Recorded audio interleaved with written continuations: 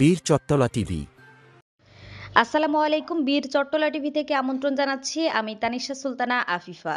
চট্টগ্রাম মহানগর বিএনপির উদ্যোগে এসএসসি পরীক্ষা কেন্দ্রগুলোতে অপেক্ষমাণ অভিভাবকদের মাঝে খাবার ও বিশুদ্ধ পানি বিতরণ করা হয়েছে।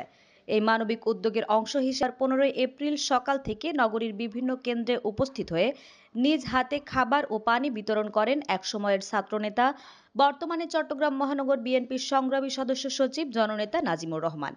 এই কর্মসূচির মাধ্যমে বিএনপির নেতাকর্মীরা জানান, প্রচণ্ড গরমে পরীক্ষার্থীদের পাশাপাশি তাদের অভিভাবকরাও কষ্ট পাচ্ছেন।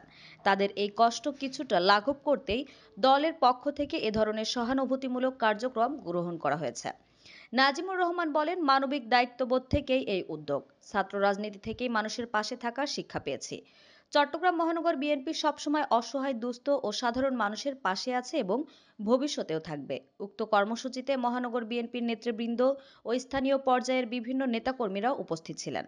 সাধারণ মানুষ এই উদ্যোগকে সাধুবাদ জানিয়েছেন এবং দলের এ ধরনের সামাজিক ভূমিকা অব্যাহত থাকবে বলে আশাবাদ ব্যক্ত করেছেন নেতাকর্মী। তাদের যদি অন্য কোনো সহযোগিতা লাগে সেটা করার জন্য, যেমন আমরা পানি বিতরণ, তাদের ওয়াশরুমে যাওয়ার ব্যবস্থা, এগুলো করার জন্য আমরা বলেছি চট্টগ্রামের প্রত্যেকটি পরীক্ষা কেন্দ্রে বাহিরে যেন এই কাজটা আমাদের সকল পর্যায়ের নেতৃবৃন্দ যেন করে সেই নির্দেশনা আমরা দিয়েছি।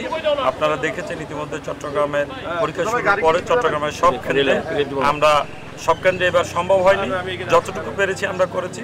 ভবিষ্যতে আল্লাহ যদি বাঁচায় আমরা প্রত্যেক